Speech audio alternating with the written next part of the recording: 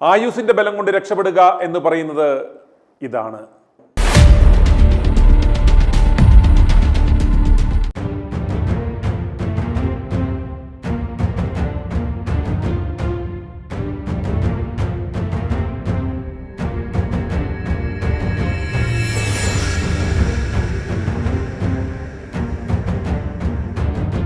ദൈവാനുഗ്രഹം കൊണ്ട് രക്ഷപ്പെടുക, ആയുസിന്റെ ബലം കൊണ്ട് രക്ഷപ്പെടുക എന്നൊക്കെ പറയുന്നത് ഇതാണ്.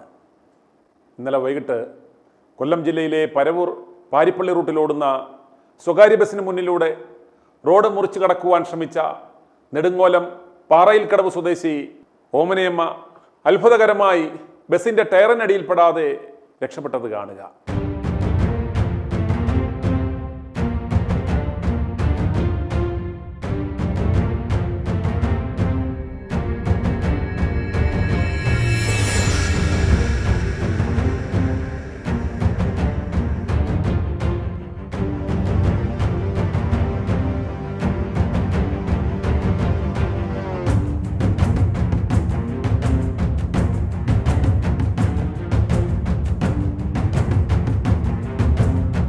നമ്മുടെ ഡ്രൈവർമാരും ജനങ്ങളും ട്രാഫിക് നിയമങ്ങളെക്കുറിച്ച് എത്ര അജ്ഞരാണ്.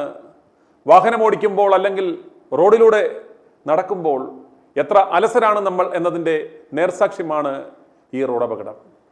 ആളെ ഇറക്കുവാൻ നിർത്തിയ ബസ്സിലെ ഡ്രൈവറുടെ ശ്രദ്ധ ഇടതുവശത്തെ ഡോറിലൂടെ കയറിയ ആളുകളിലും ഇടതുവശത്തെ മിററിലുമായിരിക്കും.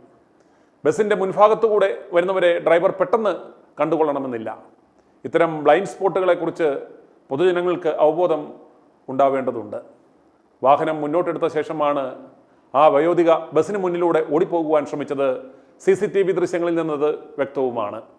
അതുപോലെ തൊട്ടുമുന്നിൽ സീബ്ര ലൈനും കാണാം. സീബ്ര ലൈനിൽ ആളുകൾ പാസ് ചെയ്യുന്നുണ്ടെങ്കിൽ വാഹനം നിർത്തിക്കൊടുക്കേണ്ടുന്നത് ഡ്രൈവറുടെ കടമയാണ് നിയമപരമായി. ഈ അപകടത്തിൽ വാഹനത്തിൻ്റെ ഡ്രൈവറും വയോധികയും ഒരുപോലെ തെറ്റുകാരാണ് എന്ന് നമുക്ക് CCTV ദൃശ്യങ്ങളിൽ നിന്നും മനസ്സിലാക്കാം. രണ്ടുപേരുടെ ഭാഗത്തു നിന്നും വളരെയേറെ അശ്രദ്ധയുണ്ടായി. ബസ് തട്ടി ബസ്സിൻ്റെ ടയറുകളുടെ മധ്യഭാഗത്തായി വീണതുകൊണ്ട് ഓമനയമ്മയുടെ മുകളിലൂടെ ടയർ കയറി ഇറങ്ങിയില്ല. ജീവൻ തിരികെ കിട്ടി. വീഴ്ചയിൽ നിസ്സാര പരിക്കുകൾ മാത്രം ഉണ്ടായ ഓമനയമ്മയെ സമീപത്തെ സ്വകാര്യ ആശുപത്രിയിൽ പ്രവേശിപ്പിച്ചു. പ്രഥമ ശുശ്രൂഷകൾ നൽകി വിട്ടയച്ചു. ഈ അപകടം നമുക്കെല്ലാവർക്കും ഒരു പാഠമാണ്. നിരത്തിലൂടെ സഞ്ചരിക്കുമ്പോഴും വാഹനമോടിക്കുമ്പോഴും അശ്രദ്ധ പാടില്ല. അപ്രകാരം അശ്രദ്ധയുണ്ടായാൽ അതിന് കൊടുക്കേണ്ടുന്ന വില വളരെ വലുതായിരിക്കും.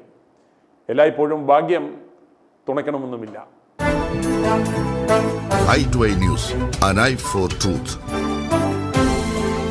i2i News സബ്സ്ക്രൈബ് ചെയ്തിട്ടില്ലാത്തവർ ഇപ്പോൾ തന്നെ സബ്സ്ക്രൈബ് ചെയ്യുക. നോട്ടിഫിക്കേഷൻ ലഭിക്കുവാൻ ബെൽ ബട്ടണും അമർത്തുക.